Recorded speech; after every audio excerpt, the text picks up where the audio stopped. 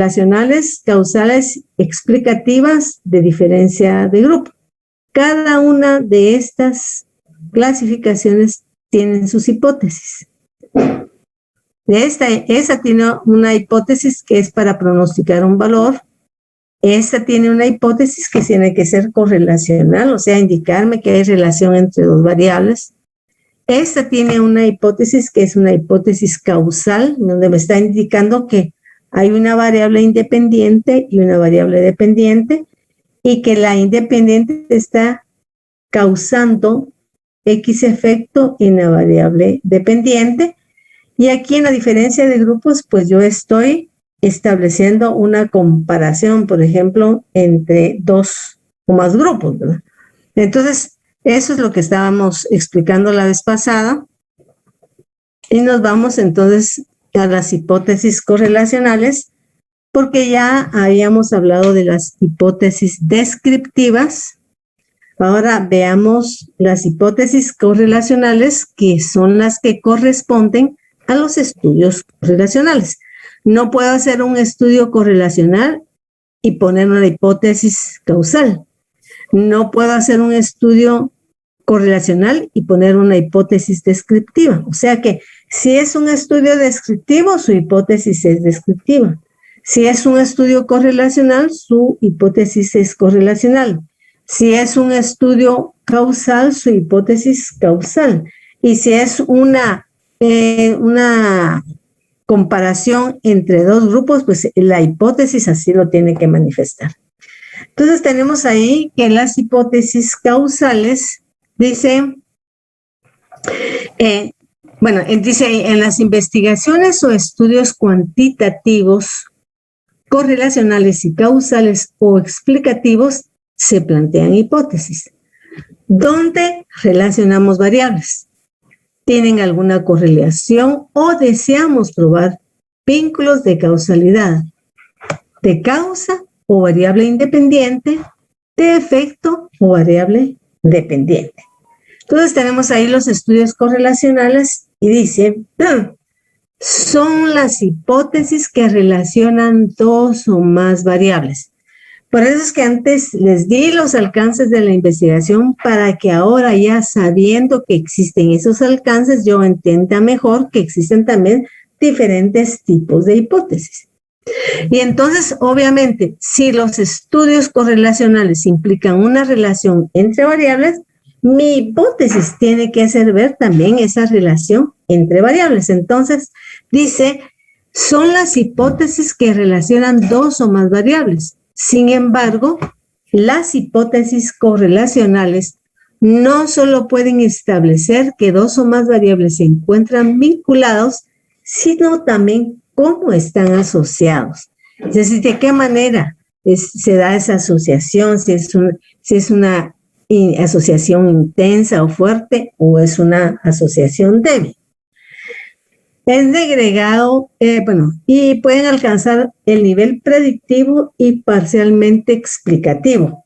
¿Por qué parcialmente? Porque lo explicativo va a ir en una hipótesis causal. Más que todo es un nivel predictivo, ¿verdad? A eso es la que lo ponemos énfasis, porque si queremos hacer una hipótesis causal, pues mejor me voy a hacer una hipótesis, vamos a hacer un estudio causal, o sea, explicativo. Dice, es necesario agregar lo siguiente.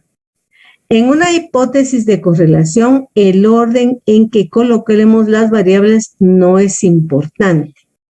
Ninguna variable antecede a la otra. No hay relación de causalidad. Para no hacerles bolas con lo siguiente, ¿verdad? Mejor les puse unos ejemplos acá para que lo entendamos mejor. Y entonces vamos a ver las relaciones de causalidad. Entonces, por ejemplo, tenemos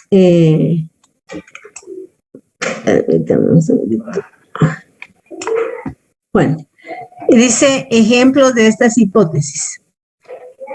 Por ejemplo, tengo mi hipótesis de correlación que dice, los estudiantes de la Facultad de Economía de la USAC que logran más altas puntuaciones en el examen de estadística tienden a alcanzar las puntuaciones más elevadas en el examen de economía. O sea que estoy relacionando las puntuaciones del examen de economía y las puntuaciones en el examen de estadística. Si yo pongo los estudiantes de la Facultad de Economía de la USAD que logran tener las puntuaciones más elevadas en el examen de economía, son quienes tienden a obtener más altas puntuaciones en el examen de estadística. Ahí cambié el orden de las variables. Cambié el orden de las variables y eso no está afectando en entender prácticamente lo que nosotros estamos. A mi teléfono, entonces para ver si me alcanza una de 5 y me vas enseñando. Por favor, Águeda. Entonces ya lo metí todos en un mismo álbum, eso, ¿verdad? Porque no sé dónde están los otros, o sea, sí están en el correo, pero...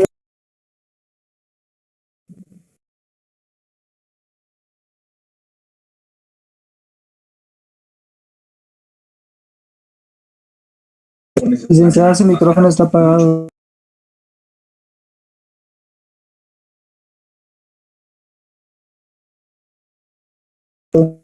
Bueno, perdón. Entonces les decía yo que nosotros vemos que ahí, como no estamos hablando de una variable que cause un efecto en otro, no importa si nosotros cambiamos ese orden. Y aquí les puse unos ejemplos, pero aquí les puse esto con rojo. Dice, ejemplos solo para hacer énfasis en la correlación y en el orden de las variables. Debemos tener presente que las hipótesis siempre deben de estar bien contextualizadas con los 3 elementos que deben de tener, es decir, tener su unidad de análisis, tener las variables, tener los elementos lógicos, de estar claras, es decir, definir bien la hipótesis que quede claramente establecida. Pero aquí, en el afán de que veamos esa relación de las variables, y cuando no estoy haciendo ninguna investigación en particular, solo quiero que vean esa relación entre las variables, les puse las siguientes. Comiendo chocolate es menos posibilidad de bajar peso, menos posibilidad de bajar peso comiendo chocolates. A mayor alza del costo de la vida, menos posibilidad de comprar casa. Menos posibilidad de comprar casa a mayor costo de la vida. Es decir, como no estamos diciendo cuál es la variable que está causando el efecto, entonces yo solo estoy viendo ahí que hay una relación entre 2 variables, entre comer chocolates y el peso, entre el costo de la vida y la posibilidad de comprar una casa. Entonces ahí solamente estoy viendo la relación. Eso es una hipótesis correlacional. No estoy diciendo cuál causa efecto o en otra variable. Si, por ejemplo, me voy bueno, aquí les puse, perdón, otras variables, ¿verdad? Correlacionales, pero otras hipótesis. Dice, a mayor autoestima de las personas, menos temor al éxito, debe haber relación, menos temor al éxito, a mayor autoestima de las personas. Entonces ahí dice, les puse, como aprendimos desde pequeños, el orden de los factores, en este caso de las variables, no altera el producto. Desde luego esto ocurre en la correlación, pero no en las relaciones de causalidad, donde vamos a ver que sí importa el orden de las variables, porque una va a ser la variable independiente, la que causa un efecto sobre otra variable que se llama variable dependiente. Entonces, veamos las hipótesis causales. Dice, este tipo de hipótesis no solamente afirma la o las relaciones entre 2 o más variables y la manera en que se manifiestan, sino que además se establecen cuando una variable produce un efecto determinado sobre otra variable. Estas hipótesis establecen relaciones de causa y efecto, es decir, yo voy a manifestar en la hipótesis que hay una relación en donde una variable está causando un efecto en otra. Por ejemplo, acá. Entonces, tenemos en una hipótesis causal, las variables se llaman dependiente e independiente. La variable que se supone causa el efecto en la otra es la variable independiente y la que recibe ese efecto es la variable dependiente. Entonces aquí hay algunos ejemplos.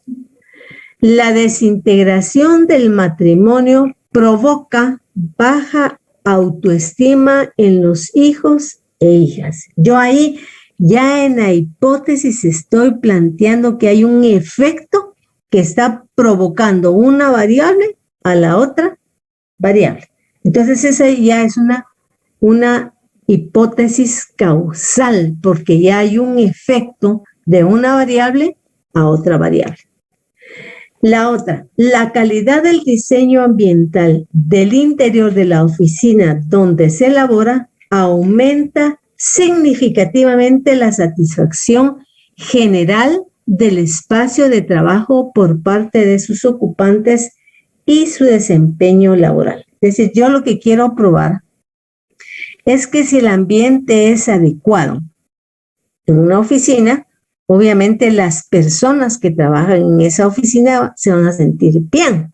Se sienten cómodas, pues van a tener más ganas de trabajar, ¿verdad? Se van a sentir mejores y eso va a incidir en su desempeño laboral, que si trabajaran, por ejemplo, en un espacio reducido donde estuvieran todos apretados y también que no fuera un ambiente muy agradable, ¿verdad? Entonces uno dice, prefiero quedarme en mi casa y no venir a trabajar acá, ¿verdad? Entonces estoy así como que no me siento a gusto y ni siquiera estoy poniendo atención en el desempeño de mi labor, sino estoy tal vez preocupada por otras situaciones. Entonces, eso es lo que yo quiero probar.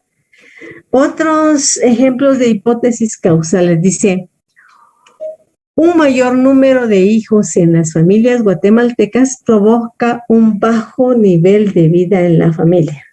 Obviamente, si nosotros tenemos más hijos o hay más personas en la familia, pues va a haber menos posibilidad de poder satisfacer todas las necesidades de cada uno de los miembros de la familia, que si fueran menos.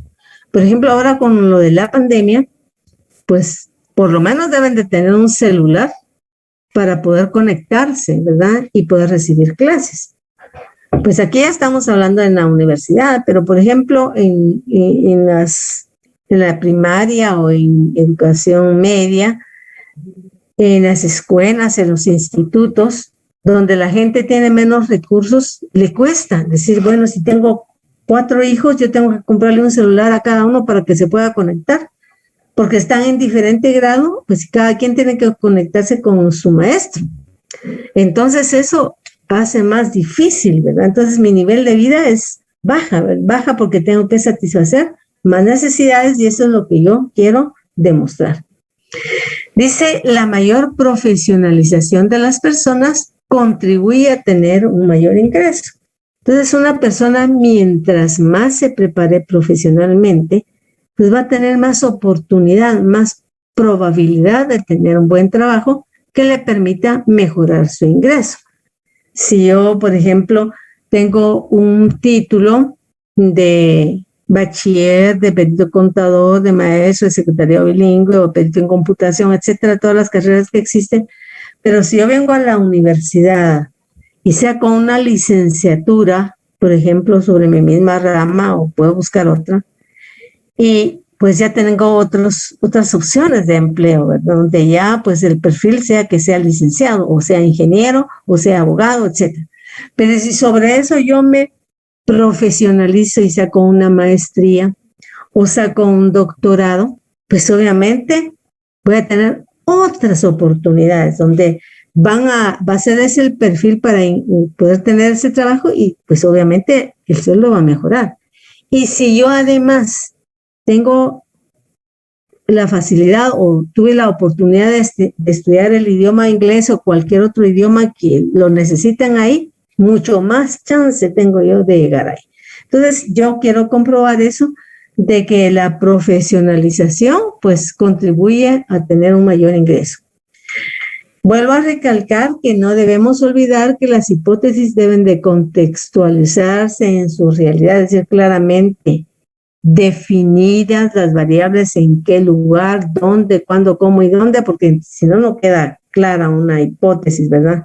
Para poder demostrarse. Aquí es solamente con el objeto de ver esa relación que existe, si es solo correlación o hay una causalidad. Entonces, la correlación y la causalidad son conceptos asociados, pero distintos. Si dos variables están correlacionadas, ello no necesariamente implica que una sea causa de otra. Solo están diciendo que hay una relación. Pero para establecer causalidad, primero debe de haberse demostrado que hay correlación. Es decir, la causalidad implica que haya correlación, pero que haya correlación no implica que haya causalidad. Eso es lo que debemos de entender, ¿verdad? Que en la hipótesis correlacional, al plantearla, yo solamente estoy manifestando que existe una relación entre dos o más variables. Pero en la causalidad, ya estoy diciendo que esta está causando un efecto sobre esta que está acá. Entonces tenemos una gráfica en donde vemos más o menos ese tipo de relación, una relación entre dos variables, es decir, una hipótesis correlacional, pues se plantea de esta manera. Es decir, simbólicamente se representa de esta manera. X, una línea Y, me indica que esas variables tienen alguna relación. Pero si es causal, yo ya no voy a poner una línea, voy a poner una flechita, porque eso me está indicando que esta variable está influyendo en esta. Que esta está causando un efecto en esta otra variable. Por eso esto se llama variable independiente y esta variable dependiente. Por eso esta es la causa y esta es el efecto. Luego tenemos las otras variables que son la otra variable, ¿verdad? Porque ya vimos la descriptiva, ya vimos la correlacional, la causal y ahora la hipótesis de la diferencia entre grupos. Y ahí el objetivo precisamente es comparar grupos, ¿verdad? Ver esa diferencia que existe entre uno y otro. Y entonces, por ejemplo, aquí tenemos que esos grupos pueden ser, se pueden realizar por diferentes características, es decir, porque sean hombres, porque sean mujeres, porque sean adultos, porque sean jóvenes, porque tienen esta edad, este rango de edad, porque están en este rango de edad, porque practican una religión, porque no practican ningún, dependiendo, ¿verdad?, de lo que nosotros estemos investigando. Entonces hay razones por las cuales yo puedo armar grupos. Y entonces dice, aquí les puse ejemplo, las estudiantes mujeres del curso de metodología de las ciencias sociales 2 obtienen mejores calificaciones en los trabajos que los estudiantes hombres. Voy a pensar que esa es mi percepción, que he venido observando desde ya varios años, no solo este año, varios años, donde he impartido el curso, que yo veo que eso sucede.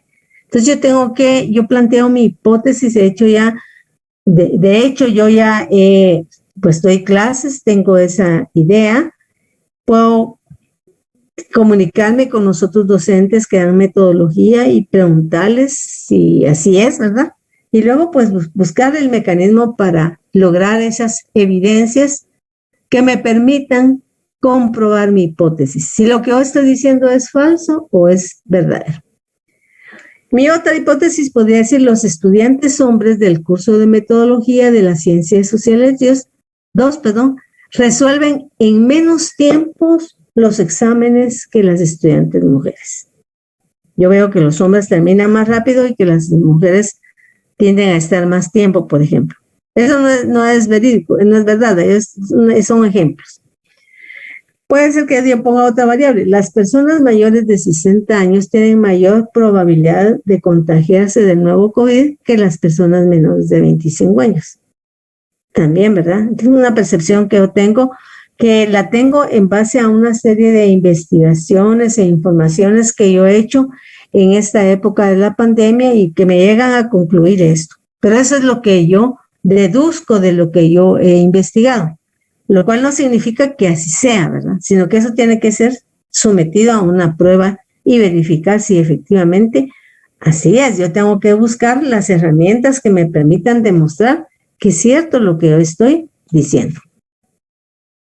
Entonces, esas son las variables las hipótesis de investigación. Las descriptivas, solamente cuando vamos a pronosticar un valor. Las correlacionales, cuando establecemos la relación entre dos variables, pero nada más. No estamos diciendo si alguien causa efecto sobre otra. Las causales, cuando ya decimos que esta variable está causando un efecto en esta otra variable. Y la diferencia entre grupos, donde yo quiero establecer una diferencia entre las variables que observo en un primer grupo y un segundo grupo. Luego de las hipótesis de investigación, la siguiente es la hipótesis nula. Y vean, una hipótesis bastante sencilla, pero que es importante plantearla si yo quiero hacer un contraste de hipótesis. Es decir, ese contraste de hipótesis significa que yo voy a verificar estadísticamente si la variable de investigación que yo planteé es aceptada o es rechazada. Entonces, cada vez que yo quiera hacer ese proceso, tengo que poner también a la par de mi hipótesis de investigación una hipótesis nula. Y veamos en qué consiste la hipótesis nula. La hipótesis nula son, en cierto modo, el reverso de las hipótesis de investigación. Es decir, dicen lo contrario que dice la hipótesis de investigación. Y lo vamos a representar como H sub 0. Es decir, esa es una hipótesis nula. Yo veo H0 y ya sé que me está diciendo que esa es la hipótesis nula. Dice, también constituyen proposiciones, o sea, son afirmaciones acerca de esas variables que tiene mi hipótesis de investigación. Pero voy a negar lo que yo estoy poniendo en mi hipótesis de investigación. Supongamos que mi hipótesis de investigación dice, las mujeres son más participativas que los hombres en la clase de metodología de las ciencias sociales 2. Esta es mi hipótesis de investigación, la que yo he planteado en base a lo que yo he venido observando en las diferentes clases con los diferentes grupos de estudiantes, etc. Vengo y quiero verificar eso, quiero hacer un contraste de hipótesis, por eso se llama contraste de hipótesis, porque tengo dos. Y entonces tengo aquí que la hipótesis nula me va a decir lo contrario que estoy diciendo en la primera. Si aquí dice que las mujeres son más participativas, aquí voy a poner las mujeres no son más participativas que los hombres en la clase de metodología de las ciencias sociales 2. Entonces yo quiero verificar cuál hipótesis va a ser, de hecho la que tiene que ser aceptada o rechazada es la hipótesis de investigación, ¿verdad? La hipótesis nula es la que me quedaría. Si yo rechazo la hipótesis de investigación, entonces llegaría a la conclusión de que las mujeres no son más participativas que los hombres en la clase de metodología de las ciencias sociales 2. Bueno. Por ejemplo, otra hipótesis. A las mujeres les pagan menos salario que a los hombres por hacer el mismo trabajo. Puede ser que ya no sea así. Puede ser que siga siendo así en algunos lados, ¿verdad? En otros lados tal vez no, ¿verdad? Se les pagan lo que les corresponde. Entonces, es lo que yo quiero comprobar. Entonces, mi hipótesis nula diría, a las mujeres no les pagan menos salario que a los hombres por hacer el mismo trabajo. Estoy contrarrestando lo que dijo mi hipótesis de investigación. O sea que mi hipótesis nula lleva el no. No lo estoy diciendo en la investigación. Mi hipótesis nula dice no a lo que yo estoy diciendo ahí. Luego tenemos, aquí vamos a hacer un repaso también de las hipótesis nulas nuevamente, ¿va? Por eso es que nos vamos a parar a detenernos en eso, aunque quiero que quede claro que la hipótesis nula es lo que niega lo que dice la hipótesis de investigación. Entonces veamos las hipótesis, ¿sí? Pero una pregunta. Entonces, obviamente la persona que va a decir una hipótesis nula no va a ser la misma que hace la de la investigación. Bien. Mire, pues usted como investigador va a plantear tanto su hipótesis de investigación, usted la plantea, Okay. pero para poder llegar a aceptar o rechazar su hipótesis de investigación, usted tiene que plantear una hipótesis nula, siempre. Es decir, ese es el proceso estadístico. Se plantea la hipótesis nula y entonces a eso se le llama contraste de hipótesis, ¿verdad? Contrastes para ver realmente si mi hipótesis de investigación va a ser aceptada o va a ser rechazada. Y hay un proceso estadístico para hacerlo, ¿verdad? Pero ahorita empecemos por ver que se plantean dos hipótesis, la hipótesis de investigación y la hipótesis nula. Súper, gracias. Licenciada, es decir, que la nula es la que contradice la de investigación. Así es. Así es. Gracias. Es lo que niega lo que dice la hipótesis de investigación. Muy bien. Luego tenemos otras hipótesis, las hipótesis alternativas. Eso, la misma palabra lo dice, alternativas, o sea, otras posibilidades alternas a la hipótesis de investigación. Y aquí yo les puse un ejemplo un poco, es decir, este ejemplo está en Sampieri, solo lo arreglé un poquito, ¿verdad? Para que no sonara tan fuera de sí, ¿verdad? Pero como el objetivo no es tanto plantear una hipótesis con todos los elementos que debe de tener la hipótesis, sino ahorita nos estamos centrando únicamente en el tipo de hipótesis, ¿verdad? Entonces, para que entendamos, si nosotros entendemos bien a qué se refiere cada hipótesis, entonces no vamos a tener problema en plantearnos nuestras hipótesis posteriormente. Entonces dice, son posibilidades alternas de la hipótesis de investigación y nula. Ofrecen una descripción o explicación distinta de las que proporcionan estas, es decir, distinta a la hipótesis de investigación, distinta a la hipótesis nula.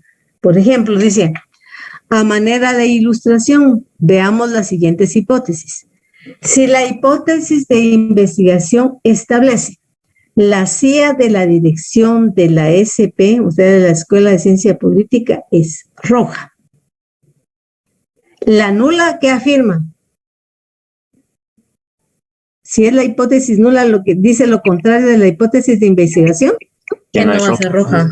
Que no va a ser roja. Entonces, yo sé que ahí me está diciendo no es roja. Claro que esto no necesita una gran investigación porque basta con que yo entre a la dirección, me dejen entrar y mire cómo es la CIA, ¿no? Bueno, pero una hipótesis alternativa es la CIA de la dirección es azul, o la CIA de la dirección es verde, o la CIA de la dirección es negra, o la CIA de la dirección es café. Estoy dando diferentes alternativas a la hipótesis de investigación que me dice que es roja. Esas son las hipótesis alternativas. No siempre se plantean hipótesis alternativas, generalmente se plantea la hipótesis de investigación y la hipótesis nula, pero hay investigaciones que sí permiten poner otras alternativas. Recordemos que son posibles soluciones o posibles explicaciones, ¿verdad? Posibles explicaciones a un fenómeno o posibles soluciones a una problemática. Entonces, puede ser que exista otra solución, yo la puedo plantear como una hipótesis alternativa. Si la investigación no es, posiblemente es una de esas, pero siempre tengo que comprobar todas. Ahora, si yo les preguntara, en la hipótesis que dice la CIA de la dirección es azul, ¿cuál sería la hipótesis nula? La CIA de la dirección no es azul. Ajá. La CIA de la dirección no es azul. Recordemos que la hipótesis nula es la que contradice la hipótesis de investigación. Muy bien. Dice, las hipótesis alternativas se simbolizan como HA, hipótesis alternativa. Si es solo una alternativa. y solo pueden formularse cuando efectivamente hay otras posibilidades, es decir, de plantear una solución o una explicación al tema que nosotros que estamos investigando. Además de las hipótesis de investigación y nula, es decir, otras alternativas además de la hipótesis de investigación y nula. De no ser así, no deben establecerse, ¿no? Porque no podemos poner algo que no es real. Tenemos que poner, recuérdense que dentro de los requisitos de las hipótesis es que sean reales, es decir, que realmente se puedan ver en la realidad, que estén claramente escritas y definidas, que existan instrumentos de medición para hacer medidas, que realmente establezcan una relación entre dos variables, pero que sea lógica. Yo por eso les decía en aquel ejemplo de que la altura, que por ejemplo los que tienen más altura tienen más coeficiente intelectual, es algo ilógico, es ilógico. Entonces, de hecho, uno lo oye y dice, eso no es cierto. Entonces tienen que ser hipótesis que sean lógicas también, ¿verdad? Es decir, todas las hipótesis no me las voy a inventar solo por inventármelas, por eso es que para poder plantearlas yo tengo que haber súper leído una y otra vez el estado del arte, porque ahí me van a dar luces, ¿verdad?, de un montón de cosas, además de ir entendiendo más la problemática o ir entendiendo más el fenómeno que yo estoy estudiando. Entonces, solo así yo puedo plantear hipótesis y hipótesis alternativas, por supuesto.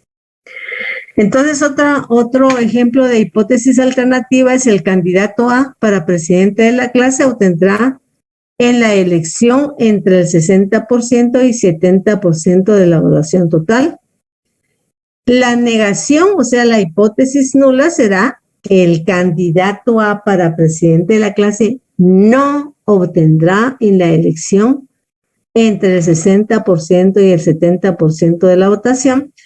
Y las hipótesis alternativas podrían ser el candidato A para presidente de la clase obtendrá menos del 65% o obtendrá más del 75% de la votación total. Esas son las hipótesis alternativas. Las posibilidades que existen, además de la hipótesis de investigación que se planteó, si existen esas otras posibilidades, son las hipótesis alternativas. Recordemos que todas esas hipótesis son afirmaciones, ¿verdad? Yo estoy diciendo, esto es así. Lo que tengo que es verificar si eso es cierto o no. Y luego, ¿qué son las hipótesis estadísticas? Una hipótesis estadística es una proposición o supuesto sobre los parámetros de la población. En la siguiente unidad que nosotros vamos a ver, o los que ya vieron estadística en un momento dado de sus estudios, pues ya sabrán que cuando uno está hablando de parámetros, está hablando de medidas acerca de una población. Por ejemplo, una medida de la población es que yo diga, por ejemplo, el 60% de la población son mujeres. Ese es un parámetro. Estoy diciendo el 60% de personas de la población son mujeres. O puedo decir el 40% de la población son hombres. Es un parámetro, estoy hablando de la población. Si yo digo, por ejemplo, el 60% de las personas de la muestra son mujeres, eso ya no se llama parámetro, sino se llama estadístico o estadígrafo. Es la medida de la muestra. O sea que se pone eso de parámetro y de estadígrafo para tener claro que si en una información le están diciendo el parámetro es tal, usted ya sabe que se refiere a la población. O si le están diciendo el estadístico o estadígrafo de tal es tal cosa, usted sabe que se están refiriendo a la muestra. Bueno, entonces tenemos aquí que las hipótesis estadísticas se refieren a eso. Y una cosa que me preguntaron en la otra sección y de una vez se las explico, es que dentro de las hipótesis estadísticas van las hipótesis de investigación. Es decir, ahí si mi estudio es descriptivo, pero con un pronóstico, si es correlacional, si es causal o es entre grupos, pues eso va a ir en mis hipótesis estadísticas. Ahí también va a ir mi hipótesis nula. Ahí también va a ir mi hipótesis alternativa. La diferencia está en que aquí yo estoy asumiendo que voy a dar una afirmación sobre un parámetro de la población, que es lo que yo quiero verificar. Si yo digo, por ejemplo, el 60% de la población son mujeres, bueno, ¿y en base a qué dice usted eso? Me van a decir, lo que tengo que demostrar es, bueno, yo consulté, fui a tal lado, la información de la población que me dieron para tales años es esta y esa, y puedo argumentar todo para decir realmente si eso es falso o es verdadero. Y luego tenemos aquí la operacionalización de las... Bueno, yo antes de pasar a esto, quisiera saber si tienen alguna duda de las hipótesis que hemos estado hablando, si alguno tiene alguna duda, algo que no haya quedado claro de cualquiera de esas hipótesis para aclararles.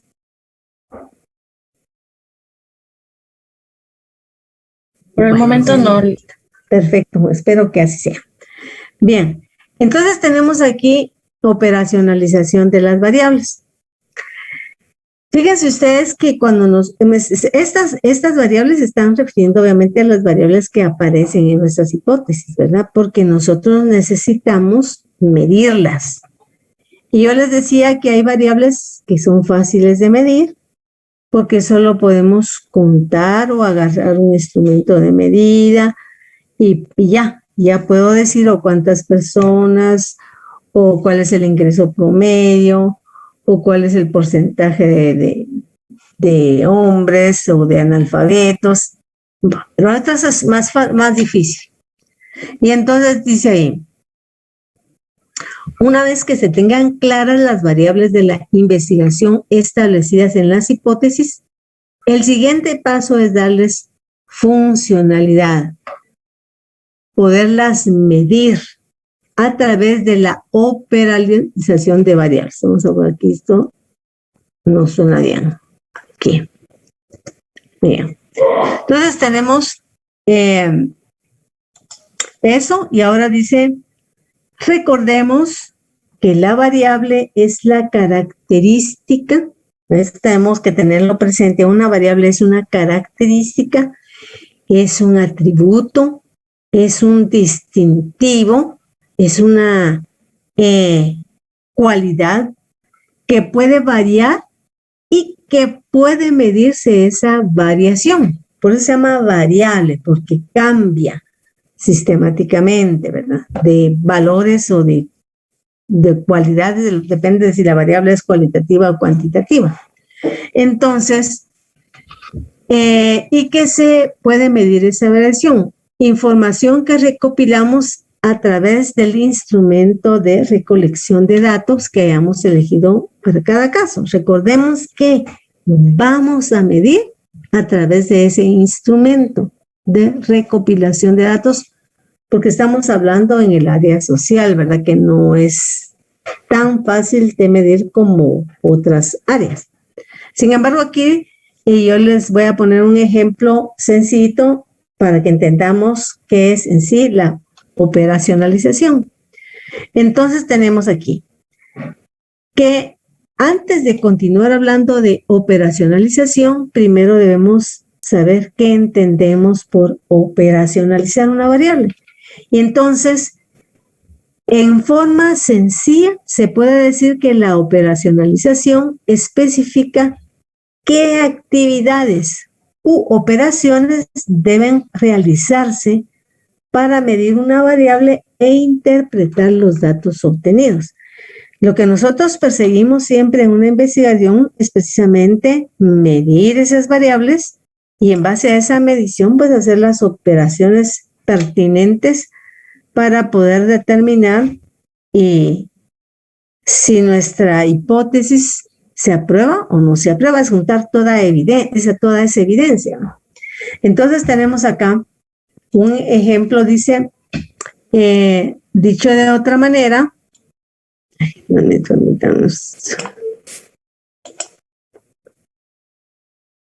dicho de otra manera, operacionalizar una variable es definir la manera en que se observará y medirá cada variable o característica de estudio. Entonces, el proceso por el cual traducimos una variable teórica en una variable empírica, directamente observable con la finalidad de medirla. Lo que nosotros debemos es de buscar precisamente traducir esa variable que a veces está en términos abstractos, ¿verdad? Pero necesitamos convertirla a algo más entendible que yo pueda medir. Entonces, la operacionalización de variables es utilizada en la investigación científica para establecer el proceso a través del cual se transforma la variable expresada en términos abstractos en términos más concretos, más observables y medibles, a través de sus dimensiones, indicadores e ítems. Vamos a ir poniendo ejemplos para que ustedes vayan entendiendo cada uno de los conceptos de tal manera que cuando ya lleguemos a la operacionalización de la variable, pues ya no les dé de mayor dificultad. Entonces dice, para tener más claridad sobre lo expuesto, veamos algunos ejemplos que da Hernández Sampieri en su libro Metodología de la Investigación Científica. Y aquí fíjense que les puse un ejemplo bien sencillito que encontré ahí en el libro y me gustó mucho. Dice, veamos la definición operacional de la variable temperatura. Bueno, tengo esta variable que es temperatura. Y entonces es definición operacional. No es definición conceptual, ¿verdad? Aparte es que yo en un libro o un diccionario o busque autores me definan qué es lo que entendemos por temperatura. Aquí es una definición operacional de temperatura. Entonces voy a decir, esta definición la entenderemos de la siguiente manera. ¿Cómo vamos a medir la temperatura? Es decir, ¿cómo la mediremos? Entonces yo me pongo a pensar, bueno, la puedo medir a través de un termómetro. Y puedo especificar qué tipo de termómetro. Se puede ser un termómetro oral, puede ser un termómetro rectal, puede ser un termómetro digital y cualquier otro tipo de termómetro que pueda existir, ¿verdad? Entonces, ese es mi instrumento a través del cual yo voy a medir. Pero tengo que elegir en qué escala voy a hacer esa medición. Entonces, bueno, me pongo a pensar que para medir la temperatura existen los grados centígrados y también los Fahrenheit. Pero nosotros utilizamos más los grados centígrados en Guatemala. Entonces, yo sé que en grados centígrados la temperatura del cuerpo humano es de 37 grados. Y en los grados Fahrenheit, la temperatura normal es de 98.6 grados. Entonces, yo sé que esta segunda no la van a entender si yo la usara, porque no estamos acostumbrados a utilizar esos grados Fahrenheit. Entonces, vamos a trabajar en grados centígrados, porque en Guatemala utilizamos los grados centígrados. Y lo que tratamos realmente es de explicar y hacer entendible para todos los que lean esto, pues, qué es lo que estamos haciendo. Entonces, eso es operacionalizar, es decir, cómo vamos a medir y en este caso, cuál será la escala de medición. Por ejemplo, hay otra variable, ingreso familiar. Entonces, podría operacionalizarse si yo quiero establecer el ingreso familiar, pues ir a la familia y preguntar, ya sea de manera, a través de una entrevista con los miembros de la familia, o bueno, no se puede reunir ahora en pandemia, pues entonces yo les voy a mandar una boleta donde les voy a hacer una serie de preguntas que a mí me interesan, ¿verdad? Pero dentro de esas preguntas está el ingreso familiar. Entonces, preguntarle a cada uno cuál es su ingreso. Uy, ¿cuántas son las personas que están trabajando? Por supuesto, ¿eh? Por ejemplo, que sea una familia de 5 personas, pero de las 5, 2 trabajan. Entonces yo digo, bueno, ¿cuál es el ingreso de esta persona y cuál es el ingreso de esta persona? Luego yo lo sumo y lo divido dentro de 2 y saqué un promedio del ingreso. Pero puedo especificar que fulano gana tanto, tal vez no mencioné nombres, pero que el papá o la mamá y la mamá o el papá y un hermano o un hijo trabajan y que son los que generan el ingreso para la familia. Entonces, casi siempre se dispone de varias definiciones operacionales o formas de operacionalizar una variable. Cuando se dispone de varias opciones o formas para definir operacionalmente una variable, se debe elegir la que proporcione mayor información. En algunas variables vamos a ver que se da eso, es decir, cuando uno ya está investigando se da cuenta que existen otras opciones, dicen, bueno, sí, también estaría esa forma para poder hacer esa medición, pero ustedes, como les dije anteriormente, van a escoger la que sea más entendible, la que dé más riqueza a la información que nosotros queremos, que dé más entendimiento a todas las que están, a todas las personas que puedan leer este informe. Ahora, una correcta selección de las definiciones operacionales disponibles o la creación de la propia definición operacional se encuentran muy relacionadas con una adecuada revisión de la literatura. Miren, cuando ustedes empiezan a realizar su primera investigación, si siguen ustedes el proceso adecuadamente, pues no van a tener tanta dificultad. Yo les dije la vez pasada que el estado del arte, que es la segunda etapa prácticamente del proceso de la investigación científica con enfoque cuantitativo, y no solo cuantitativo, sino cualitativo también, ¿verdad? Pero estamos refiriéndonos aquí al enfoque cuantitativo, es revisar. ¿Por qué? Porque en la revisión de literatura yo voy a saber si se abordó el tema. Si se abordó el tema, voy a saber cuál fue el alcance que tuvo. Voy a saber qué teorías se emplearon. Voy a saber qué métodos se utilizaron. Voy a saber qué técnicas o instrumentos se utilizaron para medir las variables. Y todo eso me va abriendo la mente. Y entonces, si encuentro un tema tratado similar al mío, entonces digo, sí, me parece bien hacer esto, o de repente leo otra tesis, y ahí también me parece muy interesante eso, y yo voy enriqueciendo todo ese conocimiento para aplicar de mejor manera estas cosas. Y vamos a ver esta última definición, lo demás lo vamos a dejar para el próximo día. Dice, tenemos también la definición conceptual o nominal. Esa sí es la que buscamos con otros autores, que buscamos en diccionarios, que entendemos por temperatura, pues buscaremos la definición ahí, que es temperatura, ¿verdad? Es tal vez la variación del calor de nuestro cuerpo. Y luego tenemos otra definición, además de la operacional y la conceptual, que es la definición real, y consiste en descomponer una variable e identificar sus dimensiones. ¿Qué es eso? Las dimensiones, pues, son aquellas características o aquellos rasgos que me permiten poder medir una variable tal vez que no es tan fácil de medir, más que todas las variables complejas.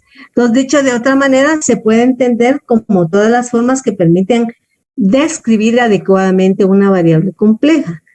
Y una variable compleja son las que no, la que es aquella que es difícil, no es de medir, es decir, no es fácil. Por ejemplo, fácil es la altura, el peso, el ingreso, el número de personas, pero hay otras que presentan mayor dificultad. Entonces, esas van a ser las variables complejas. Pero vamos a terminar de aquí esta última diapositiva. Dice, las dimensiones de una variable quedan a criterio del investigador, pero para ello podemos revisar nuevamente la literatura y ver en temas que han sido abordados y que tengan variables como las que a nosotros nos interesan y poder tomar una idea de las mismas, pero obviamente la que nos interesa para el estudio que estamos realizando. Vamos a quedarnos ahí y les voy a pasar la asistencia, por favor. para que me la llenen y nos vemos el próximo día. Si en caso no hay ninguna observación en el listado, entonces quiero que se fijen en el número de orden que queda en el listado y que lo apunten. Ese es su número de orden en el listado que van a tener que poner en la hoja de trabajo. Entonces, aquí está en el chat.